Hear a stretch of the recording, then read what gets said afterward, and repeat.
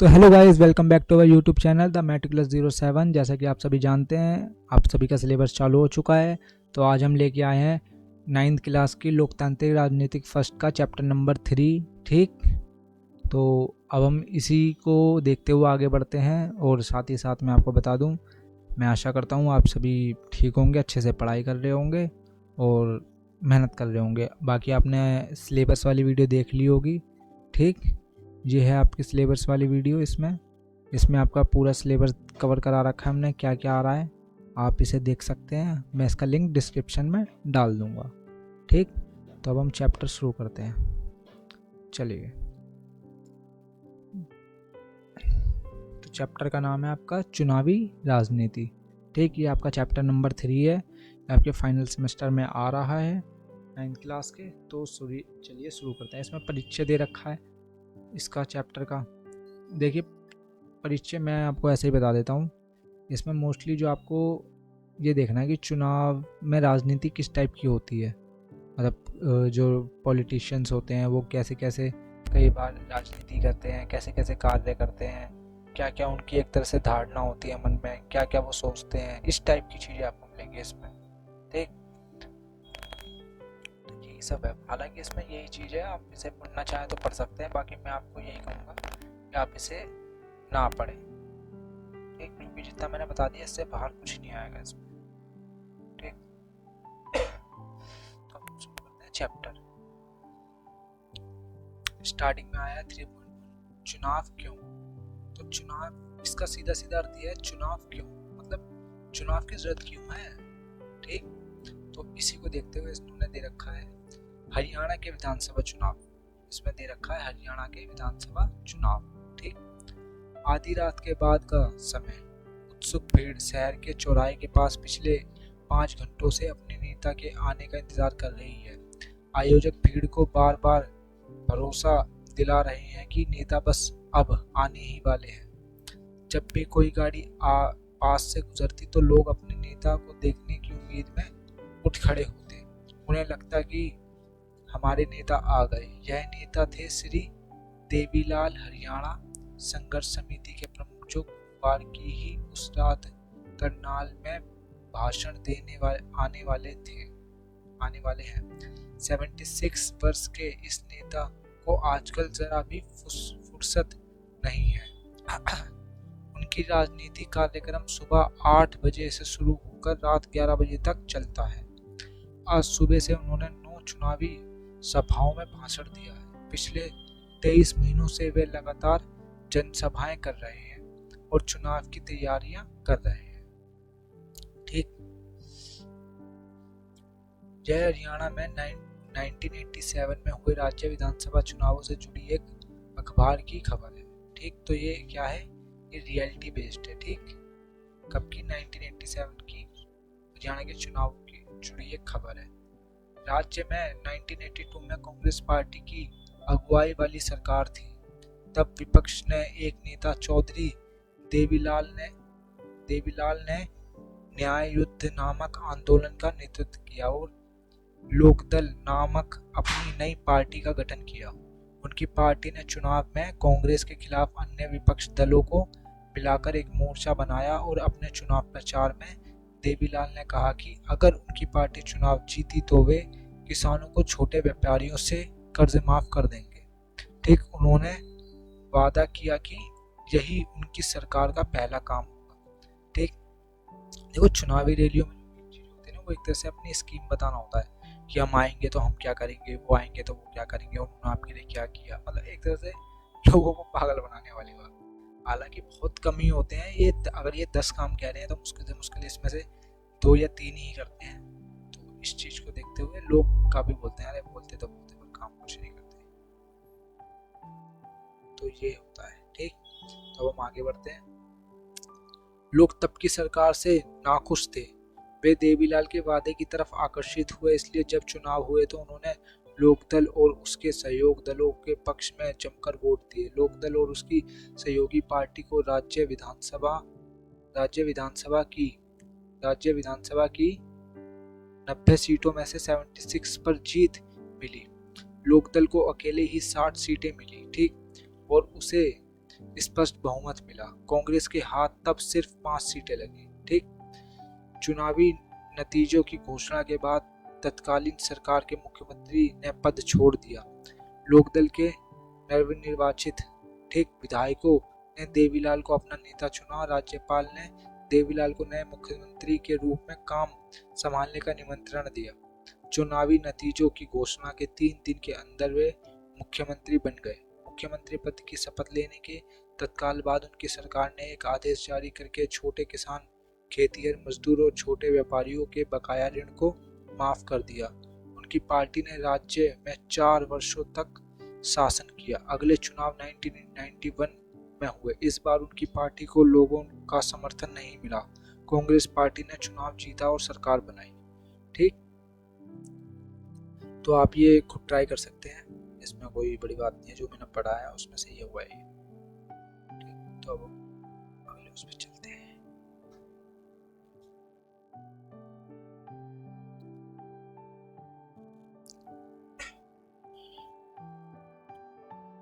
अब है चुनावों की जरूरत क्यों है। ये भी आपका एक अच्छा पॉइंट है। हो सकता है आपको डायरेक्ट ये क्वेश्चन एग्जाम में मिल जाए, चुनाव की जरूरत क्यों है, इसकी व्याख्या कीजिए। तो हम इसमें पढ़ते हैं, इसमें क्या दे रखा है। किसी भी, अच्छा मैं आपको खुद ही बता दूंगा पहले, इसमें मोस्टली मेन टॉपिक क्या आएगा। देखो, चुनाव की जरूरत मोस्टली तब पड़ती है जब हमें अपना एक प्रतिनिधित्व करने वाला एक नेता चुनना होता है। क्योंकि देखिए, एक तरह से जिस एरिया में रहते हैं सभी उस एरिया का भला चाहते हैं, एक आध कोई छोड़ के। ठीक, तो वो देखते हैं कि किस में प्रतिभा है कि वो ज़्यादा अच्छे से नेतृत्व कर सकता है इस एरिया का। तो वो पहले लोगों को नेतृत्व करके दिखाता है, मतलब रैलियाँ निकालता है, उस चीज़ में दिखाता है। उसके बाद जब लोग उससे प्रभावित होते हैं तो वो फिर चुनते हैं कि ये ज़्यादा बेहतर है या कोई और ज़्यादा बेहतर। तो इस तरह से एक उस इंसान को चुना जाता है। पर अगर चुनाव ही ना हो तो डायरेक्ट कोई भी अपने आप को कि जी मैं नेतृत्व करूँगा या मैं नेतृत्व करूँगा, तो इससे लड़ाई बढ़ सकती है, मतलब हिंसक कार्रवाई बढ़ सकती है। इसी चीज़ को ध्यान रखते हुए चुनावों की बहुत ज़्यादा आवश्यकता होती है। कि प्रतिनिधित्व तो चाहिए, ये तो ज़रूरत है कि चाहिए ही चाहिए। ठीक, पर अब उस प्रतिनिधि को निकाले कैसे, तो उसी प्रक्रिया को चुनाव कहते हैं। ठीक, तो अब देखते हैं इसमें क्या दे रखा है। किसी भी लोकतंत्र में नियमित अंतराल पर चुनाव होते हैं। दुनिया के 100 से अधिक देश ऐसे हैं जहां जनप्रतिनिधियों को चुनने के लिए चुनाव होते हैं। हम यह भी जानते हैं कि अनेक ऐसे देश जो लोकतांत्रिक नहीं है। अच्छा, कई देश हैं जो लोकतांत्रिक नहीं है, वहां भी चुनाव होते हैं। पर हमें चुनावों की जरूरत क्यों होती है। ये देखो, ये अच्छा क्वेश्चन है। हमें चुनावों की जरूरत आखिर होती क्यों है, इसका आंसर मैंने आपको बताया। ठीक, अभी जब मैं समझा रहा था आपको। आइए बिना चुनाव वाले लोकतंत्र की कल्पना करें। मतलब जैसे सोचें कि एक लोकतंत्र है जहाँ पे चुनाव नहीं है, तो क्या होगा। अगर सारे लोग रोज साथ बैठें और सारे फैसले मिलजुल कर लें, तब बिना चुनावों के लोगों का शासन संभव है। लेकिन जैसा हमने अध्याय 1 में देखा है कि किसी भी बड़े समुदाय के लिए ऐसा करना संभव नहीं है। ना ही यह संभव है कि हर किसी के पास हर मामले पर फैसला करने का समय और ज्ञान हो। इसलिए अधिकांश लोकतांत्रिक शासन व्यवस्थाओं में लोग अपने प्रतिनिधियों के माध्यम से शासन करते हैं। ठीक, क्या चुनाव के बिना भी लोकतांत्रिक ढंग से प्रतिनिधियों का चुनाव किया जा सकता है। ठीक, तो आइए एक ऐसी जगह के बारे में कल्पना करें जहां प्रतिनिधियों का चुनाव उम्र और अनुभव के आधार पर किया जाता है, या ऐसी जगह की कल्पना करें जहां प्रतिनिधियों का चुनाव शिक्षा या ज्ञान के आधार पर होता है या होता हो। किसे ज्यादा अनुभव या ज्यादा ज्ञान है, यह तय करने में थोड़ी परेशानी आ सकती है। पर यह मान ले कि लोग मिलजुल कर इन परेशानियों को दूर कर लेंगे। स्पष्ट है कि फिर ऐसी जगह पर चुनाव की जरूरत ही नहीं रहेगी। अगर लोगों में इतनी समझ आ जाएगी कि भैया ये चीज़ ठीक है, तो फिर वहाँ पे चुनाव की जरूरत है। वो अपने आप ही खड़ा कर देंगे कोई भी बंदा कि भाई हम इसको समर्थन देते हैं। ठीक, लेकिन क्या फिर हम इस व्यवस्था को लोकतांत्रिक कह सकते हैं? नहीं कह सकते। ठीक, हम यह कैसे पता करेंगे कि लोगों को उनका प्रतिनिधित्व पसंद है या नहीं।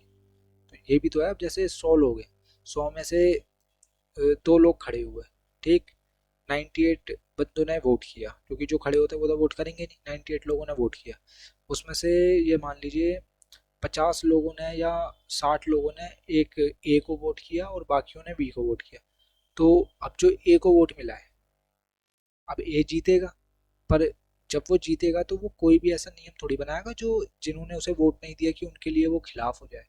ठीक, तो ये भी एक नेताओं का बंधन होता है जो संविधान द्वारा लगाया जाता है कि आप जो भी कानून बनाओगे वो सब पे लागू होगा।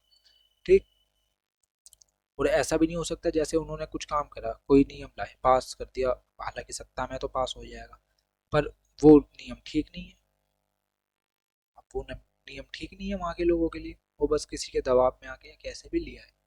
तो इसी चीज को देखते हुए चुनाव होना बहुत जरूरी है और प्रतिनिधि का बदलना भी बहुत जरूरी है, क्योंकि हो सकता है वो प्रतिनिधि लोगों को धोखा दे के बनाओ, मतलब झूठी, एक तरह से झूठी धारणा फैला के बैठा हो कि नहीं मैं ये कर दूंगा वो कर दूंगा। तो इस चीज से भी बचना होता है लोगों को। चुनाव जितने आसान दिखते हैं उतने होते नहीं है। ठीक है बच्चों, इतना ध्यान रखना। ठीक, तो चलो आगे पढ़ते हैं। लोगों की इच्छा के अनुसार ही शासन करें। हम इस चीज की व्यवस्था कैसे करेंगे कि जो प्रतिनिधि लोगों को पसंद ना हो वे अपने पद पर ना बने रहे। इसके लिए ऐसी व्यवस्था करने की जरूरत है जिससे लोग नियमित अंतराल पर अपने प्रतिनिधियों को चुन सकें और अगर इच्छा हो तो उन्हें बदल भी दें। इस व्यवस्था का नाम चुनाव है। ठीक, किस चीज का नाम है? उन्हें मतलब चुन सके दोबारा, अगर वो अच्छा काम करे और नहीं करे तो बदल भी सके। तो इसी प्रक्रिया को चुनाव कहते हैं। इसलिए हमारे समय में प्रतिनिधित्व वाले लोकतंत्र में चुनाव को जरूरी माना जाता है। चुनाव में मतदाता कई तरह से चुनाव करते हैं। ठीक, जैसे वे अपने लिए कानून बनाने वाले का चुनाव कर सकते हैं, जो आपके लिए कानून बनाए आप उसका चुनाव करो, आपके भले के लिए काम करे। वे सरकार बनाने और बड़े फैसले करने वाले का चुनाव कर सकते हैं। ठीक, वे सरकार और उसके द्वारा बनने वाले कानून का दिशा निर्देश करने वाली पार्टी का चुनाव कर सकते हैं। तो ये सब होता है, बेशक होता है। ठीक, अब हम आगे बढ़ते हैं। अच्छा, ये चैप्टर आपका काफी बड़ा है। ठीक, तो घबराना नहीं है। हम इसे देखो अच्छे से समझना है तो टाइम तो देना पड़ेगा। मैं आपको यही चीज बताऊंगा। अगर आप चाह रहे हो कि मतलब हम 15 मिनट में पूरा चैप्टर कंप्लीट कर लें तो ये तो नहीं हो पाएगा। ये देखो बड़ा चैप्टर है, अच्छे टॉपिक हैं, अच्छे मेथड हैं जो मैं आपको बताऊंगा। अब जैसे मैं आपको पढ़ा रहा हूँ, एक एक लाइन पढ़ा रहा हूँ, समझा भी रहा हूँ, तो इसमें टाइम तो लगता है। ठीक, चुनाव को लोकतांत्रिक मानने के आधार क्या है? चुनाव को जैसे लोकतांत्रिक मानने के आधार क्या है, तो इसके ऊपर चर्चा करते हैं। भी अच्छा टॉपिक है। चुनाव कई तरह से हो सकते हैं। लोकतांत्रिक देशों में तो चुनाव होते ही हैं, यहाँ तक कि अधिकांश गैर लोकतांत्रिक देशों में भी किसी न किसी तरह से चुनाव होते हैं। सो चुनाव लोकतांत्रिक हुए हैं, इसे जांचने के लिए क्या पैमाने हैं? हमने अध्याय 1 में इस सवाल पर हल्की सी चर्चा की थी।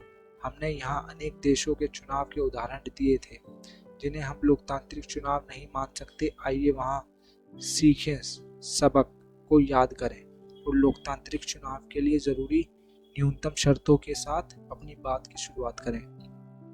देखो पहली शर्त, पहला, हर किसी को चुनाव करने की सुविधा हो, यानी हर किसी को मताधिकार मतलब वोट देने का मताधिकार हो और हर किसी के मत का समान मूल्य। ये नहीं कि कोई अमीर है तो उसके वोट की पावर ज्यादा है और कोई गरीब है तो उसके वोट की पावर कम है, नहीं, सबका समान पावर और समान वोट। ठीक, फिर आते हैं दूसरे पॉइंट पे। दूसरा, चुनाव में विकल्प उपलब्ध हो, पार्टियां और उम्मीदवारों के चुनावों में उतरने की आज़ादी हो और वे मतदाताओं के लिए विकल्प पेश करें। मतलब ऐसा ना हो कि एक ही पार्टी खड़ी हो, कोई और खड़ा ही ना हो, मतलब किसी को खड़ा ही ना होने दे वो, तो ऐसा ना हो। मतलब लोगों के पास मतलब एक तरह से चुनने की आज़ादी हो, किसी को भी चुन सके, यानी कोई जो अच्छा इंसान है पर गरीब है उसको सामने वाला बंदा खड़ा ही ना होने दे इलेक्शन में, तो ये चीज़ ना हो। ठीक, फिर आते हैं हम तीसरे उस पर। तीसरा, चुनाव का अवसर नियमित अंतराल पर मिलता है, ना चुनाव कुछ वर्षों में जरूर कराए जाने चाहिए। ठीक, तो नए चुनाव कुछ वर्षों में जरूर कराए जाने चाहिए जिससे पता लग सके कि वह कार्यकर्ता ठीक काम कर रहा है नहीं कर रहा। अगर नहीं कर रहा तो उसे फिर जनता बदल देगी वोट की पावर से, और कर रहा होगा तो उसे दोबारा बना देगी। ठीक, फिर हम चौथे पे आते हैं। चौथा, लोग जिसे चाहे वास्तव में चुनाव उसी का होना चाहिए। ठीक, मतलब लोग जिसे पसंद करते हैं वास्तव में चुनाव उसी का होना चाहिए, मतलब चुनाव वही जाना चाहिए, ये नहीं कोई और चुन लिया। ठीक, 5वां, चुनाव स्वतंत्र और निष्पक्ष ढंग से कराए जाने चाहिए, जिससे लोग सचमुच अपनी इच्छा से व्यक्ति का चुनाव कर सकें। ठीक, ये शर्तें बहुत आसान और सरल लग सकती हैं, लेकिन अनेक देश ऐसे हैं जहां के चुनावों में इन शर्तों को भी पूरा नहीं किया जाता। ठीक, इस अध्याय में हम अपने देश में हुए चुनावों पर भी ये शर्तें लागू करके यह जानने का प्रयास करेंगे कि हमारे यहाँ के चुनावों को लोकतांत्रिक कहा जा सकता है या नहीं। ठीक, तो वैसे तो मैं आपको बता दूं हमारे यहाँ के जो चुनाव होते हैं वो एक तरह पूरी तरह लोकतांत्रिक होते हैं। ठीक है, अब हम आते हैं आगे। क्या राजनीतिक प्रतिद्वंदिता अच्छी चीज है? देखो, राजनीतिक प्रतिद्वंदिता अच्छी चीज है, क्योंकि अगर तुम्हारे पे राजनीतिक प्रतिद्वंदिता नहीं होगी तो मतलब एक तरह से जो लोग हैं उन पे चुनाव मतलब किसको वोट दें ये चुनने का एक तरह से हक चला जाएगा। अब जब एक ही बंदा खड़ा होगा तो वोट दे या ना दे वो तो जीत ही जाएगा, इसलिए प्रतिद्वंदिता होनी चाहिए। इस प्रकार हम पाते हैं कि चुनाव का मतलब राजनीतिक प्रतियोगिता या प्रतिद्वंदिता है। यह प्रतियोगिता कई तरह के रूप ले सकती है। सबसे स्पष्ट रूप है राजनीतिक पार्टियों के बीच प्रतिद्वंदिता निर्वाचन क्षेत्रों में जहाँ पे चुनाव होने हैं में इसका स्वरूप उम्मीदवारों के बीच प्रतिद्वंदिता का हो जाता है। अगर प्रतिद्वंदिता नहीं रहे तो चुनाव बेमानी हो जाएगी, मतलब अगर प्रतिद्वंदिता ना रहेगी तो चुनावों में बेमानी हो जाएगी आराम से, मतलब कोई मुश्किल नहीं है। अब जब एक ही बंदा खड़ा है, आप सोचिए, आप और आपका दोस्त इलेक्शन में खड़े हुए, ठीक, अब आपने क्या करा, अपने दोस्त को मार पीट के बिठा दिया कि तू नहीं खड़ा हो। अब जो लोग आपके दोस्त को पसंद करते थे, अब वो तो वोट दे या ना दे कोई दिक्कत नहीं, अब उन पे ऑप्शन थोड़ी है बी को वोट देने का, वो देंगे ही आपको, नहीं दे तो भी आपको जो आपके वोट मिलने हैं वो मिलेंगे, तो आप वैसे ही जीत जाएंगे। इसलिए प्रतिद्वंदिता बहुत जरूरी है। लेकिन क्या राजनीतिक प्रतिद्वंदिता का होना अच्छी चीज है? तो बिल्कुल अच्छी चीज है। चुनावी प्रतिद्वंदिता में कुछ स्पष्ट नुकसान दिखते हैं। इससे हर बस्ती हर घर में बंटवारे जैसी स्थिति हो जाती है। आपने भी अपने इलाके में सुना होगा कि लोग पार्टी पॉलिटिक्स के फैलने की शिकायत कर रहे हैं। विभिन्न दलों के लोग और नेता अक्सर एक दूसरे के खिलाफ आरोप लगाते हैं। पार्टियां और उम्मीदवार चुनाव जीतने के लिए तरह तरह के हथकंडे एक तरह से झूठी बातें कह देना कि हम ये कर देंगे वो कर देंगे, झूठे हथकंडे अपनाते हैं। कुछ लोगों का कहना है कि चुनावी दौड़ जीतने का यह दबाव सही किस्म की दीर्घकालीन राजनीति को पनपने नहीं देता। समाज और देश की सेवा करने की चाह रखने वाले कई अच्छे लोग भी इन्हीं कारणों से चुनाव मुकाबले में नहीं उतरते। उन्हें इस मुश्किल और बेढंगी लड़ाई में उतरना अच्छा नहीं लगता। ठीक, हमारे संविधान निर्माता इन समस्याओं के प्रति सचेत थे, फिर भी उन्होंने भविष्य के नेताओं के चुनाव के लिए मुक्त चुनावी मुकाबले का ही चयन किया। उन्होंने ऐसा इसलिए किया क्योंकि दीर्घकालीन रूप से यही व्यवस्था बेहतर काम करती है। एक आदर्श दुनिया में ही सभी राजनीतिक नेताओं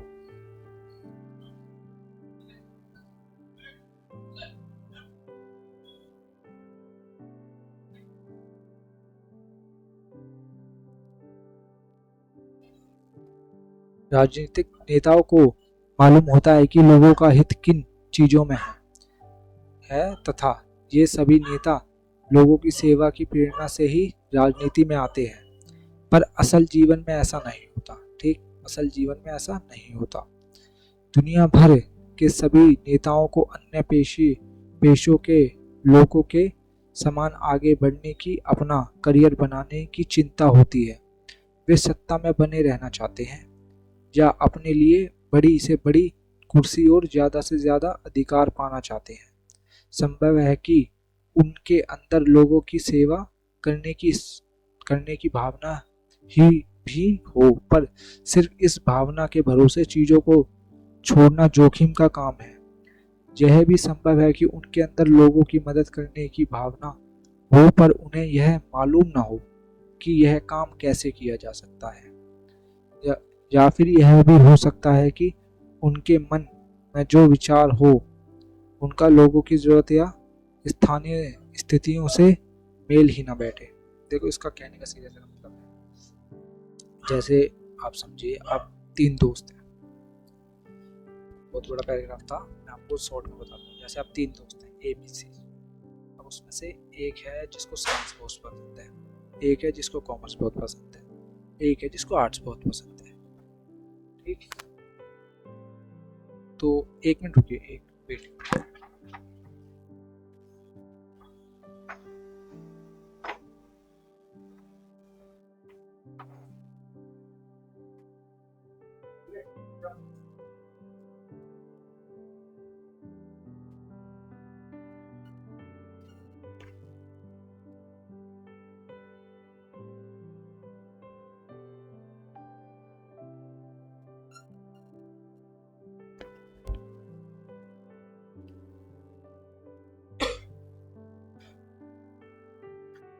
सॉरी उधर सर इंटरप्ट के लिए, मैं आपको फिर से बता देता हूँ। जैसे कि मानिए आप 3 दोस्त हैं, ठीक, ए बी और सी, ठीक, उनमें से एक को साइंस, एक को कॉमर्स और एक को आर्ट्स पसंद है। ठीक, अब वह तीनों अपनी अपनी फील्ड में जाते हैं। ठीक, आगे चल के अब ये तीनों क्या सोचते हैं कि हमें अपनी फील्ड में अच्छा जाना है, मतलब ऊपर तक पहुंचना है, टॉप पोस्ट तक पहुंचना है। पर इनमें से अब आप इसी चीज को ये ले लीजिए, जैसे आपने इनको लिया, ये 3 लोग थे, अलग अलग अपनी अपनी फील्ड में ऊंचा जाना चाहते थे। अब सोचिए 3 नेता हैं, ठीक, 3 नेता है, अब तीनों ही उसमें ऊंचा जाना चाहेंगे, ऐसा तो है नहीं कोई नीचे जाना चाहेगा, नहीं हमें तो नीचे जाना, ऊपर नहीं जाना। ठीक, तो इसी वजह से लोग क्या है, उनके मन में डर आ जाता है, क्योंकि हर 5 साल में चुनाव होने होते हैं, तो उनको डर रहता है कि उनकी मतलब एक तरह से पावर ना चली जाए, सत्ता ना चली जाए, कुर्सी ना चली जाए। ठीक, इसी वजह से वो कई बार लोगों को बहलाते हैं, कई बार झूठी धारणाएं फैलाते हैं। इस चीज से लोगों का काफी मतलब नुकसान होता है, लोगों का भी, देश का भी। तो वो इसमें यही चीज समझा गई है। इससे कई बार जो शरीफ लोग होते हैं, जो असलियत में काम करना चाहते हैं, वो लोग नहीं आ पाते, वो डरते हैं इस वजह से। ठीक, तो ये आपकी करंट सिचुएशन से काफी मेल खाता है। ठीक है, चलिए अब हम आगे बढ़ते हैं, आगे देखते हैं आगे कहाँ से है। ऐसे में हम इन वास्तविकताओं का सामना कैसे कर सकते हैं कि एक तरीका तो राजनेताओं के ज्ञान और चरित्र में बदलाव और सुधार लाने का है, और दूसरा ज्यादा व्यवहारिक तरीका यह है कि हम ऐसा व्यवस्था बनाएं कि जिसमें लोगों की सेवा करने वाले राजनेताओं को पुरस्कार मिले और ऐसा न करने वालों को दंड मिले। इस पुरस्कार या दंड का फैसला कौन करता है? इसका सीधा सा जवाब है कि लोग करते हैं। चुनावी प्रतिद्वंदिता का यही अर्थ है। नियमित चुनावी मुकाबले का लाभ राजनीतिक दलों और नेताओं को मिलता है। वे जानते हैं कि अगर उन्हें लोगों की इच्छा के अनुसार मुद्दों को उठाया तो उनकी लोकप्रियता बढ़ेगी और अगले चुनाव में उनकी जीत की संभावना भी बढ़ेगी। लेकिन यदि वे अपने कामकाज से मतदाताओं को संतुष्ट करने में असफल रहते हैं तो वे अगला चुनाव नहीं जीत पाएंगे। देखिए, ये तो हो गई एक तरह से पॉलिटिक्स का, मतलब कि लोगों को क्या चाहिए। मतलब जैसे हम हैं, जैसे आप सोचिए 100 जने हैं, उसमें से 2 जने इलेक्शन में खड़े हो, उसमें से ए जीत गया। अब ये अगर उनके विचारधाराओं से मेल खाते हुए जो कार्य हैं या संशोधन है या जो भी कुछ भी है वो करेगा, तो ऑब्वियसली बात है उसकी लोकप्रियता बढ़ेगी। अब इसमें ये तो आपको लग रहा है बिल्कुल सीधा सीधा, पर रियलिटी इससे बहुत अलग होती है। मैं आपको इसका करंट का एक एग्जांपल देता हूँ, मतलब इंटरनेशनल हो जाएगा, नेशनल नहीं होगा, इंटरनेशनल हो जाएगा। तो चलिए मैं आपको बताता हूँ। आपने कनाडा नाम देश सुना होगा। कनाडा में जस्टिन ट्रूडो की सरकार है। तो वो क्या है, वो मतलब उनकी बात ही नहीं है, कई नेता ऐसे होते हैं जो अपनी गद्दी बचाने के चक्कर पे कभी कभार गलत लोगों को मतलब एक तरह से प्रोत्साहित कर देते हैं, उनका बचाव कर लेते हैं। ठीक, अब जैसे कनाडा में कुछ आतंकवादी संगठन है। अब वो नॉर्मली वो आतंकवादी हैं, पर उनके पास वोट देने का अधिकार है। तो फिर क्या करते हैं वो, उनका वोट की पावर यूज़ करने के लिए ना उनको संरक्षण दे देते हैं, जिससे क्या होता है एक तरह से होती तो लोकतंत्र की हत्या ही है, क्योंकि आम इंसान जो है, जो एक ईमानदारी से काम कर रहा है, उसके वोट की पावर भी होती है। और एक भले ही एक आदमी है जो गैर कानूनी काम कर रहा है या मतलब ड्रग्स वगैरह बेच रहा है या कुछ और काम कर रहा है, अगर वो वहाँ का नागरिक है तो उसकी पावर भी होती है वोट देने की। तो वो जो नेता लोग होते हैं ना, ये ऐसे लोगों को टारगेट करते हैं कि हम इनका थोड़ा बहुत भला करें और इनका सारा वोट बैंक हमारे पास आ जाए। तो ऐसे ही जस्टिन ट्रूडो जो है, उन्होंने एक पता नहीं कौन सी जगह है, उसका पता नहीं खालिस्तान नाम से कोई वो है, मतलब कनाडा में ही है, इंडिया में तो उससे उसका कुछ रिलेशन है नहीं, वहीं पे होगी कोई जगह, उसकी डिमांड करते रहते, तो उसका वो समर्थन देते हैं। और वो जो उसकी डिमांड करता है उसको वो संरक्षण देते हैं भारत सरकार से कि नहीं ये हमारा नागरिक है, फ्रीडम ऑफ स्पीच है वगैरह वगैरह, ये सब कह के उसे बचाते हैं। और इस चीज़ से काफ़ी रिलेशन ख़राब भी हुए हैं, आपको पता लगा होगा, आपने न्यूज़ में देखा होगा। तो कई बार लोग अपनी एक तरह से गंदी राजनीति भी करते हैं ऐसी, तो ऐसी राजनीति से बचना चाहिए। मतलब लोगों में भी इतनी समझ होनी चाहिए कौन असलियत में अच्छी राजनीति कर रहा है और कौन बेकार राजनीति कर रहा है, ठीक। तो इतना ध्यान रखना चाहिए। अब आगे बढ़ते हैं। इस तरह यदि कोई राजनीति पार्टी सिर्फ सत्ता में आने की इच्छा से ही आगे आई तो भी उसे मजबूरन जनता की सेवा करनी होगी।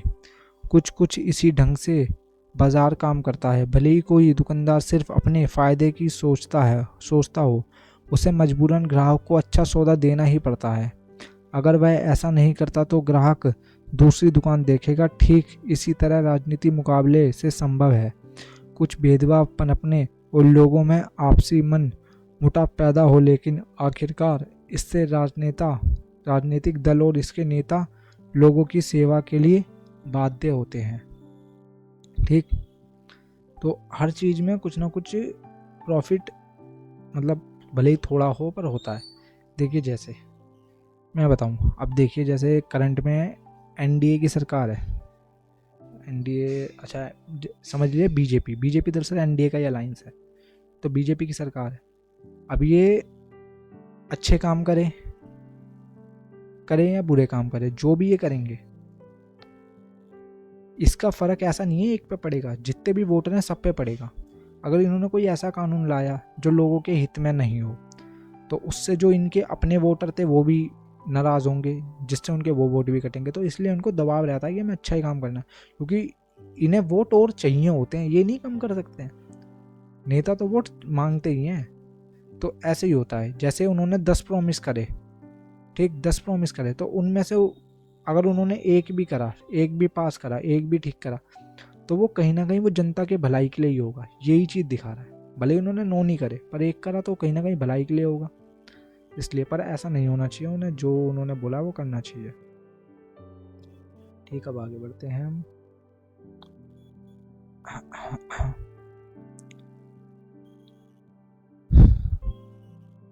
चुनाव की हमारी प्रणाली क्या है?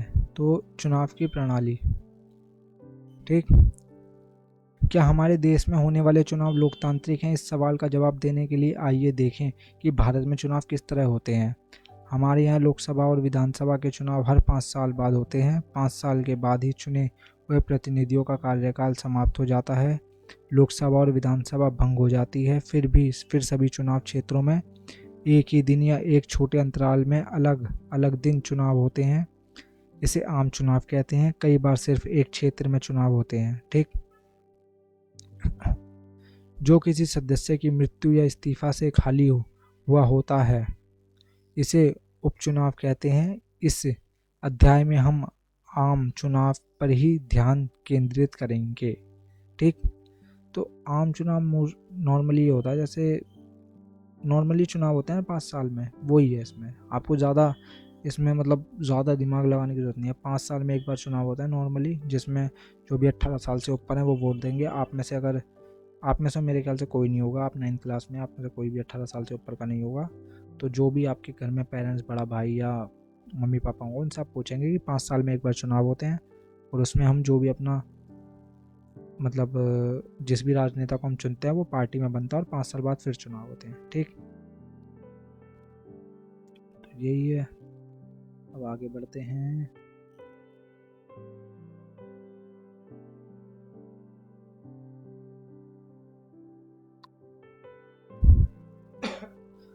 होगा कि ऐसा नहीं होता। अपने देश में हम क्षेत्र विशेष पर आधारित प्रतिनिधित्व की प्रणाली से काम करते हैं। चुनाव के उद्देश्य से देश को अनेक क्षेत्रों में बांट लिया गया है।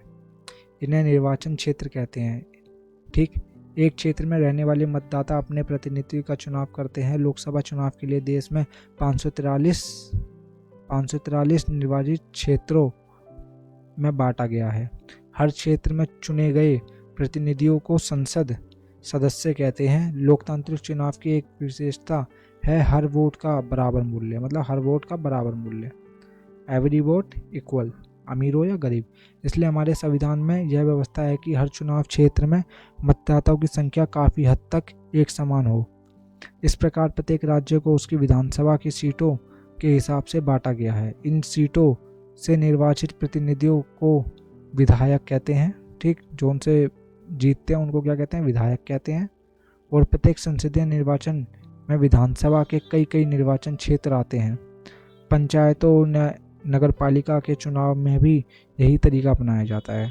प्रत्येक पंचायत को कई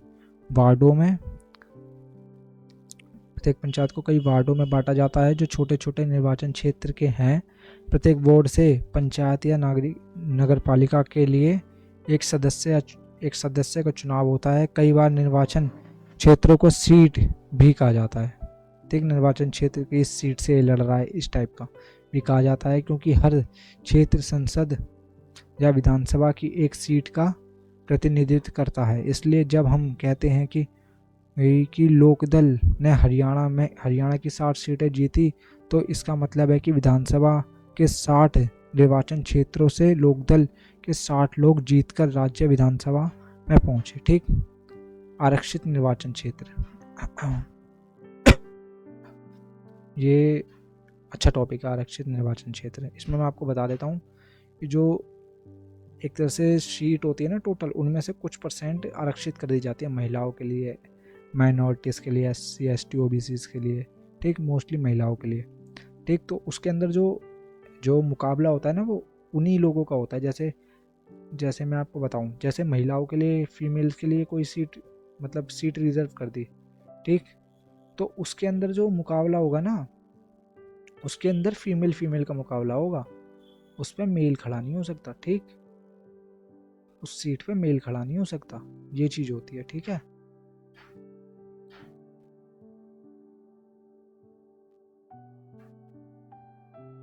तो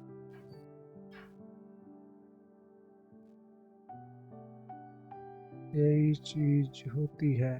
तो आपको समझ आया? मतलब फीमेल मेल ऐसे, मतलब ऐसा नहीं होगा कि जो भी सीट है उसमें मेल या फीमेल अलग अलग। ठीक, ऐसे निर्वाचित कर दी जाती है कि ये फीमेल्स के लिए आरक्षित है, तो उस सीट पे जो है फीमेल ही खड़ी होगी, भले ही कोई भी हो।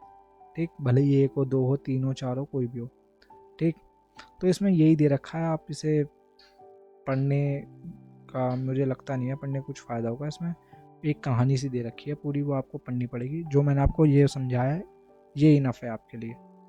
ठीक, जैसे टोटल सीट्स हुए हैं उसमें से 10 सीट निर्वाचित कर दी फीमेल्स के लिए, तो जो 10 सीट है ना उस पर सिर्फ फीमेल कैंडिडेट ही खड़ी होंगी, मेल नहीं खड़ा हो सकता कोई। जैसे 100 सीट है, उनमें से एक सीट SC के लिए निर्वाचित कर दी, तो उस सीट पे जो भी खड़ा होगा फीमेल या मेल, वो SC होगी।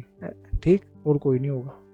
इसे कहते हैं निर्वाचन, मतलब एक तरह से आरक्षित निर्वाचन क्षेत्र। उस क्षेत्र को आरक्षित निर्वाचन क्षेत्र कहते हैं। ठीक, तो अब आगे बढ़ते हैं। देखिए चैप्टर और बहुत बड़ा है, आप सोचें कि हम ऐसे कर लेंगे तो काफ़ी बड़ा चैप्टर है ये। देखिए कुल क्षेत्र कितना है? 543, उसमें से सामान्य 412 सीट नॉर्मल है। ठीक, आरक्षित अनुसूचित जाति के लिए 84। ठीक, आरक्षित अनुजनजाति के लिए, ठीक, वो है 47। तो ऐसे बांट रखा है। तो देखेंगे आप राज्य में निर्वाचन क्षेत्र आंध्र प्रदेश में 25, अरुणाचल प्रदेश में 2, ठीक, और तो देख भी नहीं रहा पैन,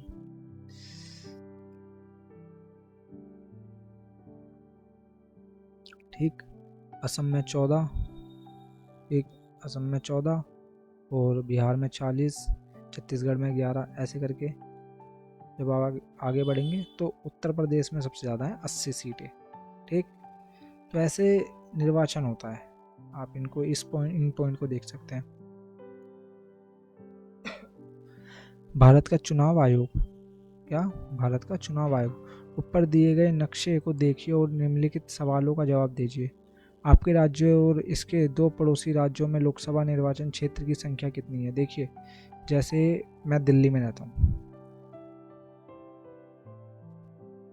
दिल्ली, ये रहा, दिल्ली में कितनी सीट है, 7, और उसका पड़ोसी राज्य 2। तो देखिए, दिल्ली का पड़ोसी राज्य एक तो उत्तर प्रदेश में कितनी, 80, ठीक, और दिल्ली का दूसरा पड़ोसी राज्य, बताइए बताइए बताइए, दिल्ली का दूसरा हो जाएगा हरियाणा, ये रहा हरियाणा, ठीक, उसकी है 10।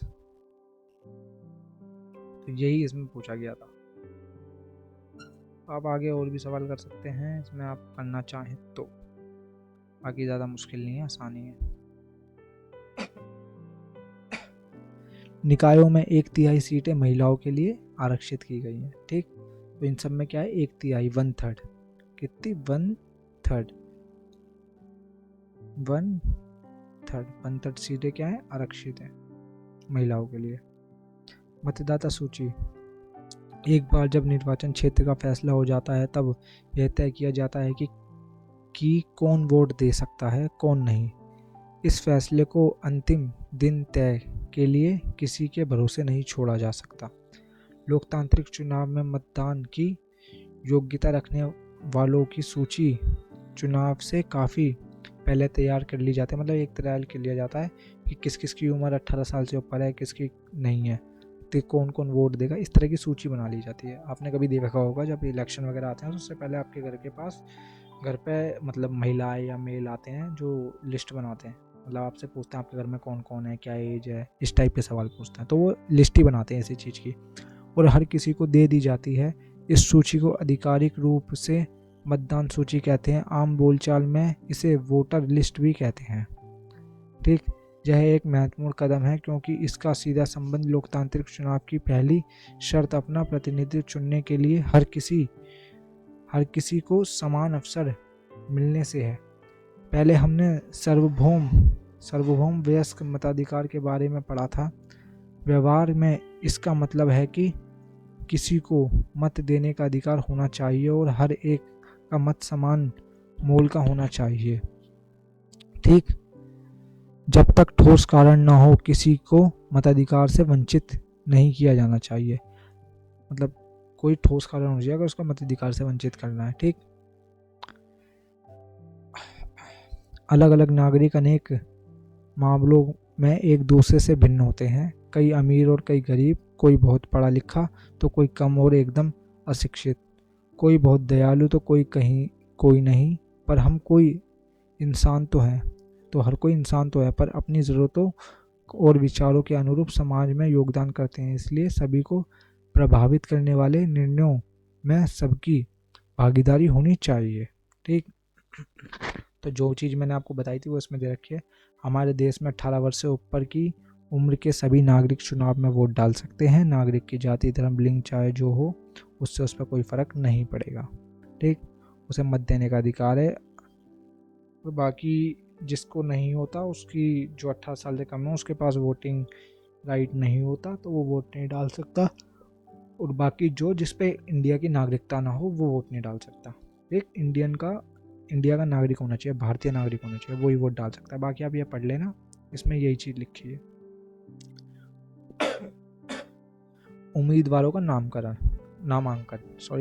या नामांकन, ठीक। नामांकन मतलब ऐसे है, जैसे ये एक एरिया है, यहाँ पे चुनाव हो रहा है, तो वहाँ पे कितने उम्मीदवार खड़े हो, 1 2 3 4 5 6, तो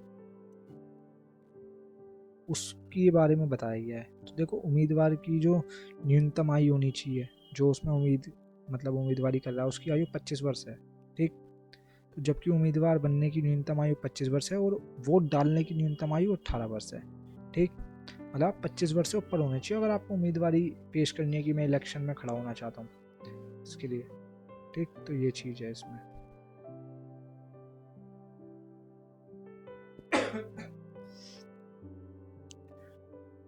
देखो निर्वाचन नामावली 2019 S04 बिहार मोतिहारी सामान्य, तो इसमें देख सकते हैं।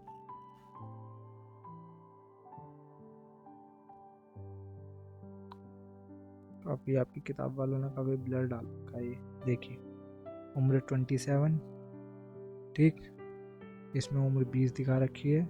लिंग पुरुष, ये है सामान्य विधानसभा निर्वाचन क्षेत्र बिहार के निर्वाचन नामावली। ठीक, तो कौन कौन खड़ा हो पाएगा इसमें। ठीक, तो ये हो जाएगा, ये हो जाएगा, ये हो जाएगा। इसकी 25 से कम है तो ये नहीं हो पाएगा, ये हो जाएगा। तो ऐसे होता है।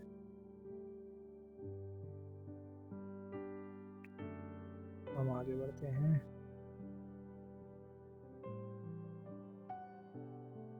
अपराधियों वगैरह पर रोक है, मतलब जो वोट डालने की होती है, मतलब मैं बता दूं जो इलेक्शन में खड़े होते हैं ना उनकी भी कुछ शर्तें होती हैं।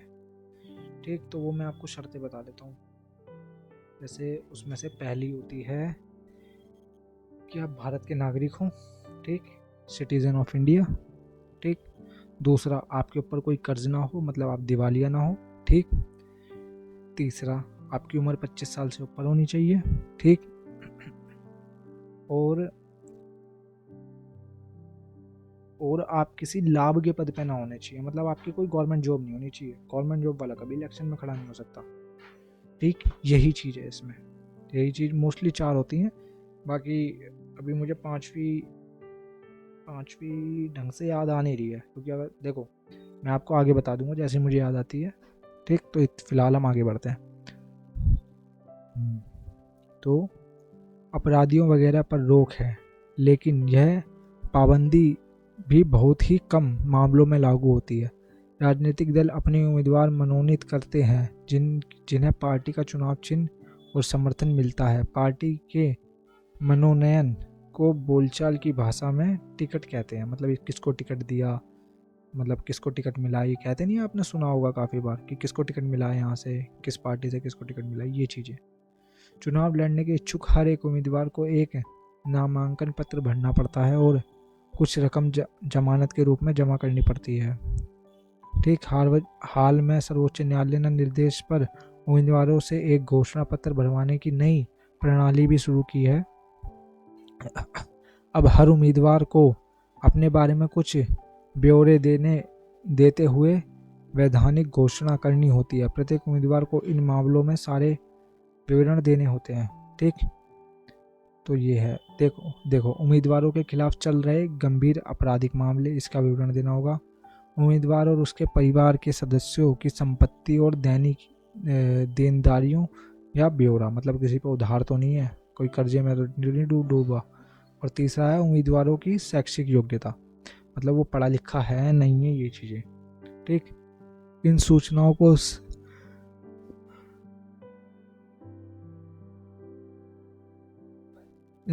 को सार्वजनिक किया जाना चाहिए। इससे मतदाताओं को उम्मीदवारों द्वारा खुद के बारे में सूचना के आधार पर अपने फैसले करने का मौका मिलता है। जैसे एक इंसान अनपढ़ है और एक पढ़ा लिखा है, तो 80% चांस है कि लोग जो है पढ़े लिखों को वोट देंगे, ना कि अनपढ़ को। तो इस चीज़ से, ठीक, देखिए ये है चुनाव प्रणाली की विशेषता है। हर चुनाव क्षेत्र में लगभग बराबर मतदाता है, मतलब मोस्टली बराबर होते हैं।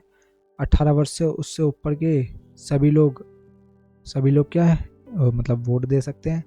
सभी को पार्टी बनाने या चुनाव लड़ने का आज़ादी है, मतलब आप चाहें आप चुनाव लड़ जाएं, अगर आपकी उम्र हो तो पार्टी बना सकते हैं आप कोई भी, बस वो देश के खिलाफ नहीं होनी चाहिए। ठीक, अनुसूचित जातियों और जनजातियों के लिए सीटों का आरक्षण, मतलब SC ST OBC महिलाओं के लिए सीटों का आरक्षण होता है।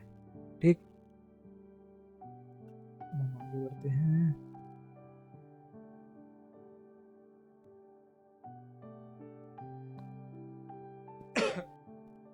देखिए चुनाव अभियान। चुनाव अभियान देखो, चुनाव का मुख्य उद्देश्य लोगों को अपनी पसंद के प्रतिनिधियों, सरकारों और नीतियों का चुनाव करने का अवसर देना है। ठीक, कौन प्रतिनिधि बेहतर है, कौन पार्टी अच्छी सरकार देगी या अच्छी नीतियाँ कौन सी हैं, इस बारे में। ठीक, चुनाव अभियान मतलब मोस्टली मैं आपको सीधा सीधा समझाऊँ तो एक तरह से डिटेल निकाल देना कि हम अगर हम सत्ता में आए तो हम ये करेंगे और हम आए तो ये करेंगे, कि तो एक तरह का डेटा लिस्ट निकाल देना कि अगर आप हमें वोट देते हैं तो हम इन चीज़ों पे ज़्यादा काम करेंगे, और अगर आप उन्हें वोट देते हैं तो वो इन पे काम ज़्यादा करेंगे। तो ये चीज़ होती है। ठीक, चुनाव अभियान एक तरह से वो डिटेल बताते हैं कि जी हमारा उद्देश्य जो है ये है, अगर आप इस उद्देश्य के साथ चलना चाहते हैं तो हमारी पार्टी को विजय बनाए, किसी और उद्देश्य के साथ चलना चाहते हैं तो आप जो जिस उद्देश्य से वो जा रहे हैं उस पार्टी को विजय बनाए। ये चीज़ होती है। ठीक, अब देखिए इसमें ये मेन पॉइंट पढ़ने वाले हैं। इंदिरा गांधी के नेतृत्व वाली कांग्रेस पार्टी ने 1971 में लोकसभा चुनावों में गरीबी हटाओ का नारा दिया था। पार्टी ने वादा किया कि वह सरकार की सारी नीतियों में बदलाव करके सबसे पहले देश से गरीबी हटाएंगे। ठीक, दूसरा, 1970 में हुए लोकसभा चुनाव में जयप्रकाश नारायण के नेतृत्व में जनता पार्टी ने नारा दिया लोकतंत्र बचाओ। क्या नारा दिया? लोकतंत्र बचाओ। पार्टी ने आपातकाल के दौरान हुए जातियों को समाप्त करने और नागरिक आज़ादी को बहाल करने के लिए वादा किया। ठीक, फिर तीसरे पॉइंट पे आते हैं। वामपंथी दलों ने 1977 में पश्चिम बंगाल विधानसभा चुनाव में जमीन जोतने वाले को का नारा दिया। अब ये कुछ अधूरा सा लिखा है मेरे को, आई थिंक ये नारा जमीन जोतने वाले को का नारा दिया। ठीक, कोई नहीं, मतलब ये अच्छा ये कह रहा है जमीन जोतने वाले को, मतलब इस बार वोट जमीन जोतने वाले को का नारा दिया। ठीक, अब चौथा पॉइंट है। 1983 में आंध्र प्रदेश के विधानसभा चुनाव में तेलुगु देशम पार्टी ने नेता एनटी रामाराव ने तेलुगु स्वाभिमान का नारा दिया। इसका नारा दिया, तेलुगु स्वाभिमान का नारा दिया था। ठीक, तो अब ये देखते हैं। लोकतंत्र में राजनीतिक दलों और उम्मीदवारों को अपनी मर्जी के मुताबिक चुनाव प्रचार करने के लिए आज़ाद छोड़ देना ये सबसे अच्छा होता है, पर सभी दलों को उचित और समान अवसर मिले इसके लिए कई बार कुछ दखल देना ज़रूरी होता है। चुनाव के कानूनों के अनुसार कोई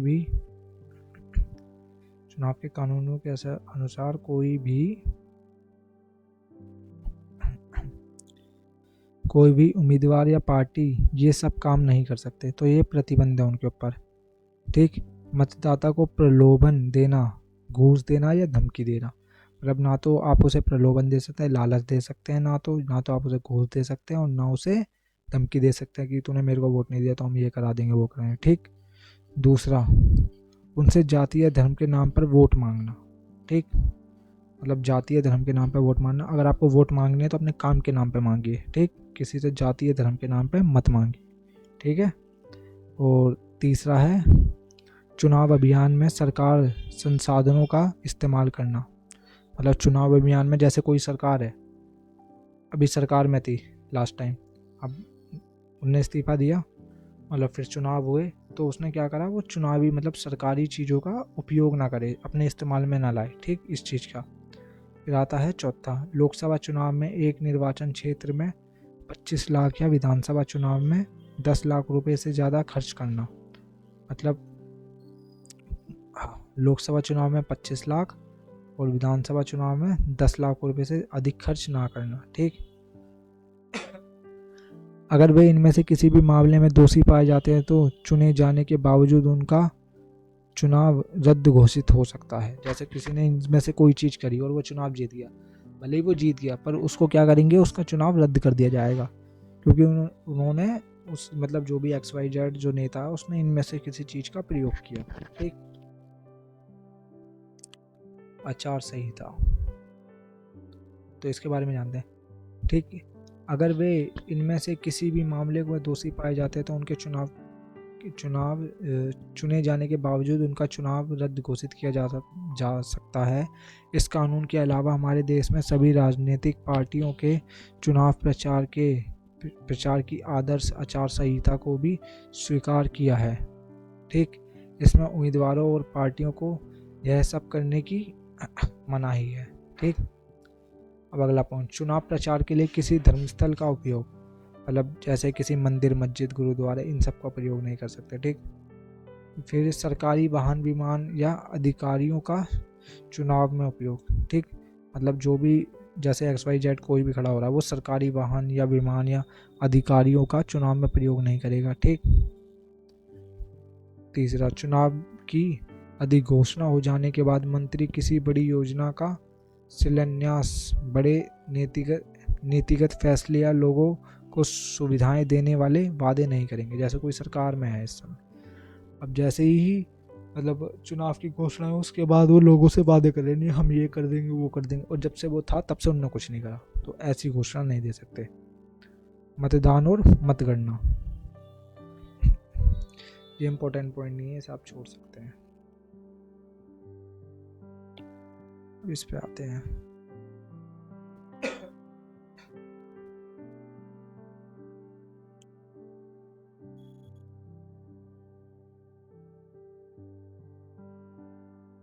देखो कई बार क्या होता है कि बड़ी पार्टियां होती हैं, उनके लिए तो सीट के लिए लोगों की काफ़ी लड़ाई होती है, नहीं हमें टिकट मिले, हमें टिकट मिले।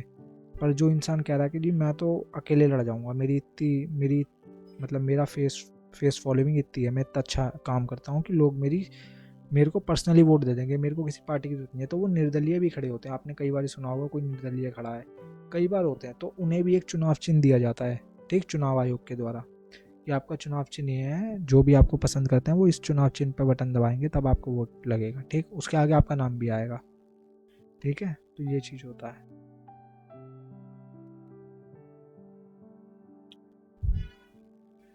अब देखो भारत में चुनाव क्यों लोकतांत्रिक है। वैसे मैंने आपको इसके बारे में बता दिया है क्यों है, हालांकि इसमें पॉइंट देख लेते हैं बस हम।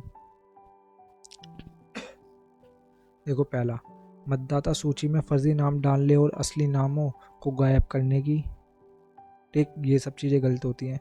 देखो मैं आपको शुरू में बता दूँ इन्होंने क्या बोला, हम चुनाव में गड़बड़ियों और धांधलियों के बारे में पढ़ते रहते हैं। अखबार और टीवी चैनलों की खबरों में अक्सर ऐसी गड़बड़ियों की चर्चा रहती है और आरोप लगाया जाता है कि अधिकांश खबरों में कुछ इस तरह की गड़बड़ियाँ की सूचना होती है, जैसे मतदाता सूची में फर्जी नाम डालने और असली नामों को गायब करने की। ठीक, दूसरा, शासन दल द्वारा सरकारी सुविधाओं और अधिकारियों का दुरुपयोग की। ठीक, तीसरा, अमीर उम्मीदवारों को बड़ी पार्टियों द्वारा बड़े पैमाने पर धन खर्च करने की, कि हमारी पार्टी में खर्च कीजिए, हम आपकी मदद करेंगे ऐसे। मतदान के दिन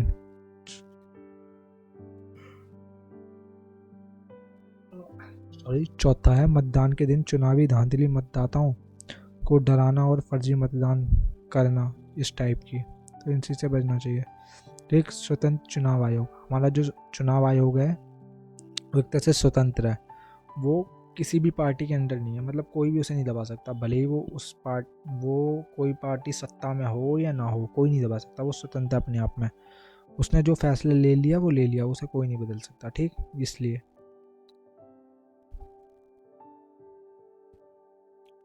देखिए ऐसा नहीं है, ये जो है चुनाव आयोग, ये सिर्फ कहने के लिए, ये काफ़ी काम करता है। जैसे अगर इसे लगता है कहीं पर गड़बड़ी हो रही है तो वहाँ के चुनाव रद्द भी कर सकता है, वो वहाँ पे दोबारा भी करा सकता है। हमारे पूरे देश में चुनाव आयोग ही चुनाव कराता है। ठीक, तो ये भी आप ध्यान रखिए। ठीक, ये पॉइंट दे रखे हैं। निर्वाचन आयोग चुनाव की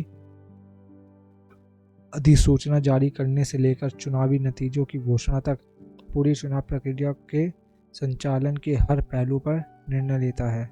ठीक, दूसरा, यह आदर्श चुनाव संहिता लागू करता है और इसका उल्लंघन करने वाले उम्मीदवारों और पार्टियों को सजा भी देता है। ठीक। हाँ, तीसरा, चुनाव के दौरान निर्वाचन आयोग सरकार को दिशा निर्देश मानने का आदेश दे सकता है। इसमें सरकार द्वारा चुनाव जीतने के लिए चुनाव में सरकारी मशीनरी का दुरुपयोग रोकना या अधिकारियों का तबादला करना भी शामिल है। ठीक। चौथा, चुनाव ड्यूटी पर तैनात अधिकारी सरकार के नियंत्रण में न होकर निर्वाचन आयोग के अधीन काम करते हैं। ठीक। तो चुनाव आयोग की ड्यूटी होती है, तो पर जो अधिकारी होते हैं चुनाव आयोग में, वो सरकार के अंडर नहीं, वो चुनाव आयोग के अंदर काम करते हैं। ठीक। ये नहीं कि वो सरकार के अंडर काम करेंगे, नहीं, वो चुनाव आयोग के अंडर काम करेंगे।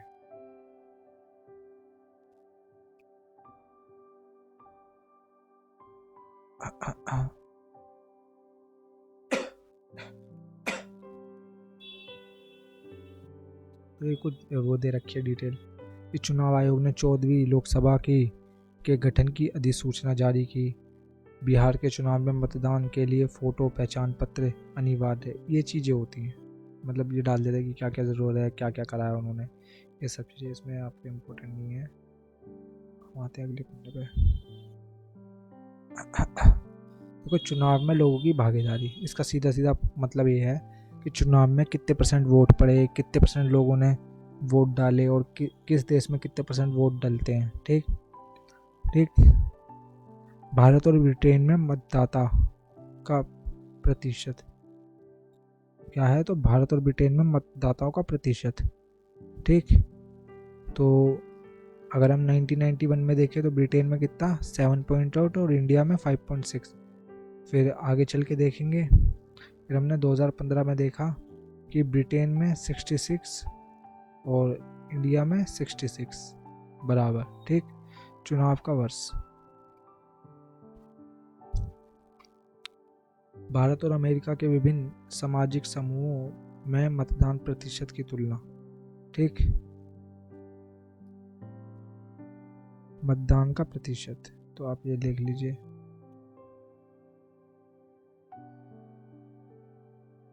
सामाजिक समूह। ठीक। ऊंची, गोरे, ठीक, पिछड़ी जनजाति, अश्वेत, अनुसूचित जनजाति। ठीक। और इसमें हिस्पैनिक और अनुसूचित जनजाति, ये टाइप। ठीक। तो ये देखेंगे तो आपको इंडिया का ज़्यादा मिलेगा ओवरऑल, जैसे 61, 60, 58, 56 में 60, 56 और ये 28।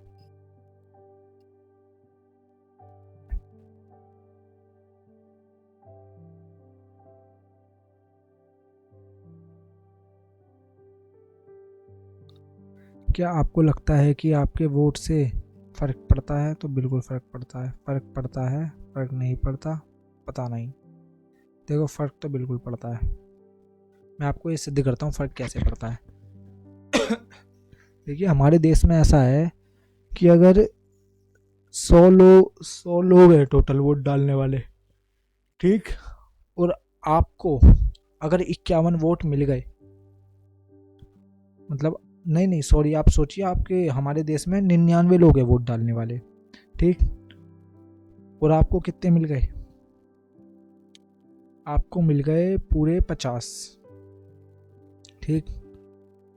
आपको 50 वोट मिल गए तो आपकी सरकार बन जाएगी। पर अगर दूसरे वाले को 50 मिल गए तो उसकी सरकार बन जाएगी। तो मतलब एक वोट का भी काफ़ी अहमियत होती है। ठीक।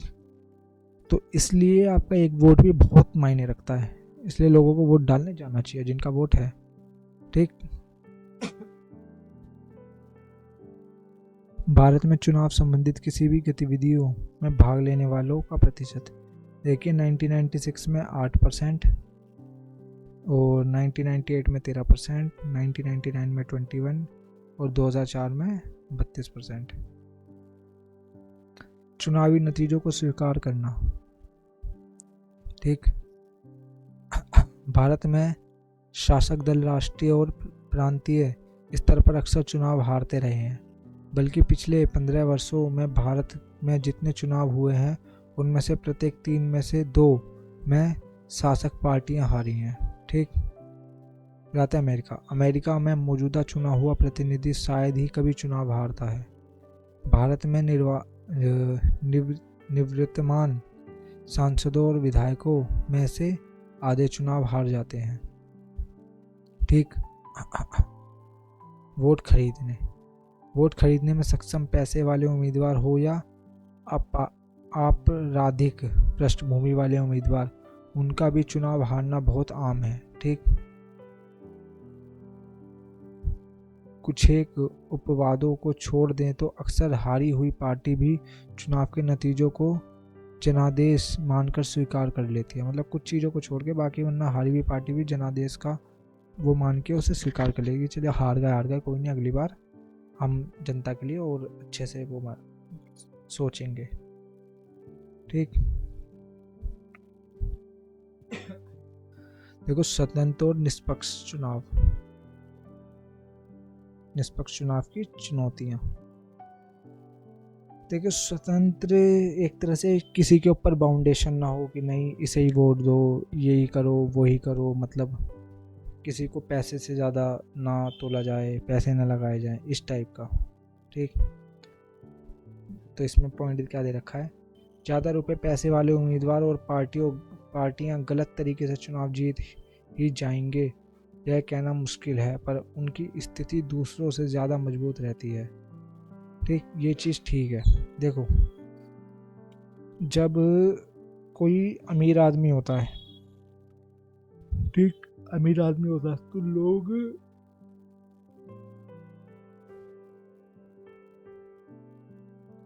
तो लोग क्या होते हैं, उसको ज़्यादा फॉलो करते हैं। जैसे ही मैं आपको ही एक आइडिया दूँ, जैसे आपके घर में सोचिए एक नाई वाला है, वो आपको बता रहा है कि यार चुनाव में ये होता है वो होता है, आप उसकी बात को इतना अहमियत नहीं देंगे। पर यहीं कोई देश का बहुत बड़ा उद्योगपति ये चीज़ कह दे कि आजकल चुनावों में होता है, तो वो एकदम मतलब खबर बन जाएगी। ठीक। कि ये उद्योगपति जी ने ये कहा, ये हमारे देश में असलियत में हो रहा है। उसके बाद वो वहाँ पे क्या बोलते हैं, जो भी सर्ची वर्ची करेंगे, क्या हो रहा है, ये हो रहा है, पर मतलब आम आदमी की, इंसान की बात की इतनी ज़्यादा अहमियत नहीं होगी। ठीक। दूसरा, जो अमीर इंसान होता है वो एक तरह से लालच भी देते हैं, कई बार देते हैं, आप खुद देखेंगे कि आप हमें वोट दीजिए, हम ये करेंगे, पर असलियत में वो सिर्फ अपनी जेब भरने के लिए वो करते हैं, या एक तरह से अपनी पार्टी या अपनी गद्दी पे बने रहने के लिए करते हैं। उनका देशभक्ति से कोई नाता नहीं होता। ठीक। वो तो संविधान है उनके ऊपर, जो वो थोड़ा अनचाहे में भी कुछ लोगों के लिए भला कर देते हैं, वरना उनका कोई उससे वो नहीं होता। पर लोगों को वो बेवकूफ़ बना के वोट लेते हैं, तो ये चीज़ होती है।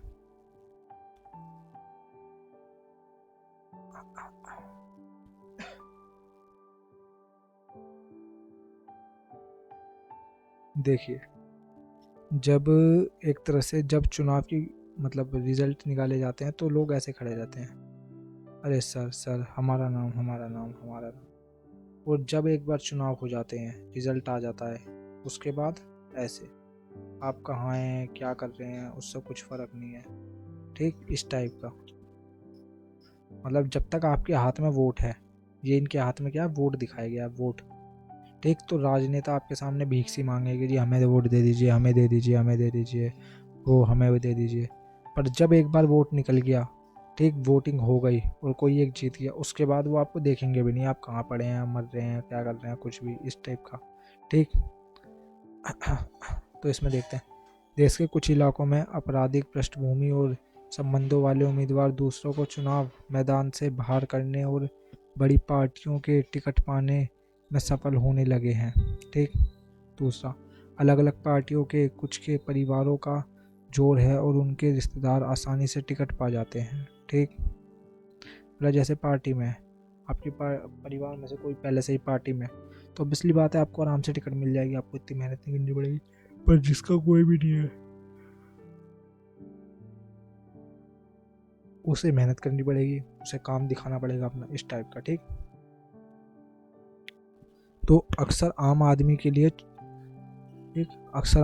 के लिए चुनाव में कोई ढंग का विकल्प नहीं होता, क्योंकि दोनों प्रमुख पार्टियों की नीतियां और व्यवहार कमोबेश एक से होते हैं। ठीक। चौथा, बड़ी पार्टियों की तुलना में छोटे दलों और निर्दलीय उम्मीदवारों को कई तरह की परेशानियां उठानी पड़ती है। देखो, बड़ी पार्टियों के पास वो क्या होता है, फंड होता है, उनकी मतलब एक तरह से मतलब बैकग्राउंड रहता है, लोगों से कांटेक्ट रहता है। हालांकि वो लोगों को पागल भी बहुत बनाते हैं। ठीक। अपने छोटे छोटे मतलब सेंटर से खोल के रखते हैं, लोगों को जोड़ते हैं उसमें झूठ बोल बोल के। पर जो छोटी निर्दलीय पार्टी होती है या फिर जो निर्दलीय लोग होते हैं, उनके पास ऐसा नहीं होता। अब बहुत बड़े एरिया में चुनाव है, अब वो एक साथ हर जगह तो नहीं जा सकता, पर जो बड़ी पार्टी है वो अपने सांसदों को मतलब लोगों को अलग अलग जगह भेज देती है, जिससे सबसे कहा जा सके कि वोट करें हमें। पर जो निर्दलीय है वो कुछ नहीं कर पाता इस चीज़ में। तो ये चीज़ एक काफ़ी बड़ा नुकसान होता है निर्दलीयों के लिए। ये आप पढ़ लीजिए, कोई इसमें दिक्कत वाली बात नहीं आएगी। इसमें ये पॉइंट्स दे रखे हैं। अब हम आगे बढ़ते हैं। चुनावी धांधली। ठीक, चुनावी धांधली, चुनाव में अपने वोट बढ़ाने के लिए उम्मीदवारों और पार्टी द्वारा की जाने वाली गड़बड़ या फरेब। इसमें कुछ भी लोगों द्वारा काफ़ी सारे लोगों के वोट डाल देना, एक ही व्यक्ति द्वारा अलग अलग लोगों के नाम पर वोट डालना और मतदान अधिकारों को डरा धमका या रिश्वत देकर अपने उम्मीदवार के पक्ष में काम करवाना जैसी बातें शामिल हैं। ठीक। निर्वाचन क्षेत्र। निर्वाचन क्षेत्र एक खास भौगोलिक क्षेत्र के मतदाता जो एक प्रतिनिधि का चुनाव करते हैं। ठीक। आचार संहिता, चुनाव के समय पार्टियों और उम्मीदवारों द्वारा माने जाने वाले कायदे कानून और दिशा निर्देश। आचार संहिता होता है कि आचार संहिता लग गई, अब आप इनके अंडर रहेंगे, इसके अलावा कुछ नहीं कर पाएंगे। ठीक। निर्वाचन क्षेत्र एक खास भौगोलिक क्षेत्र के मतदाता जो एक प्रतिनिधि का चुनाव करते हैं। ठीक। निर्वाचन मतलब एक एरिया से एक प्रतिनिधि का चुनाव करते हैं, वो चीज़। देखिए, आपका चैप्टर यहाँ पे ख़त्म हो चुका है। मैं आशा करता हूँ आपको समझ आया होगा। बहुत बड़ा चैप्टर है। अगर आप यहाँ तक रुके हैं तो आपको इसका ज़रूर फ़ायदा मिलेगा। ठीक। देखिए, पढ़ना तो आपको पड़ेगा ही। आप सोचें कि पढ़ना नहीं पड़ेगा, कि हम बीच में से छोड़ जाते हैं, तो ऐसा तो इससे तो कुछ होना नहीं है। पढ़ना तो आपको पड़ेगा। तो ये चैप्टर हालांकि काफ़ी बड़ा था, पर मैं आशा करता हूँ आपको समझ आया होगा। ठीक। इंटरेस्टिंग, जितना इंटरेस्टिंग वे में हो सकता था मैंने आपको समझाया है। ठीक। बाकी आप इसे या तो आप इसे लीड लगा के सुन लीजिए जो मैंने कहा है। ठीक। या फिर अगर आप नोट्स बनाते हैं तो जो जो मैंने हाईलाइट करा वो आप लिखते रहिए। ठीक। जो जो मैंने पॉइंट हाईलाइट करे उनको अपनी भाषा में लिखिए। ठीक। इस टाइप से आप करेंगे तो आराम से आपका ये चैप्टर कंप्लीट हो जाएगा। हालांकि मैंने पूरा पढ़ा दिया है, आप इसे 2 या 3 बार देखेंगे तब आपको ये अच्छे से आएगा। ठीक। कम से कम 2 या 3 बार। और अपने दोस्तों के साथ शेयर ज़रूर करें। अपने जिसको आप चाहते हैं, जिसका भला हो, उसके साथ ज़रूर शेयर करें। अपनी क्लास के बच्चों के साथ, दोस्तों के साथ, भाई बहन के साथ। ठीक। और जो इससे नहीं जुड़ा हुआ उसके साथ भी शेयर करें, क्योंकि उसको भी इस चीज़ की नॉलेज होना ज़रूरी है कि चुनावी राजनीति आखिर होती कैसे है। ठीक। क्योंकि कुछ लोगों को पता नहीं कि चुनावी राजनीति होती कैसे है, कि क्या है। जैसे कोई कोई अभी 18 साल के होंगे, उनके लिए बहुत ज़रूरी है कि आखिर है क्या। आप उन्हें भेजेंगे तो उनका काफ़ी फ़ायदा होगा। और बाकी आप हमारी वीडियो को लाइक करें, शेयर करें और हमारे चैनल को सब्सक्राइब करें और हमारे साथ जुड़ें। मेरे क्या बोलते हैं, मेरा इंस्टा अकाउंट है, उस पर फॉलो करें। और जो भी अपडेट आएगी मैं आपके लिए उस पर वीडियो डाल दूँगा। और हमारे साथ बने रहें। धन्यवाद। मेरा नाम मुरली कार्तिक।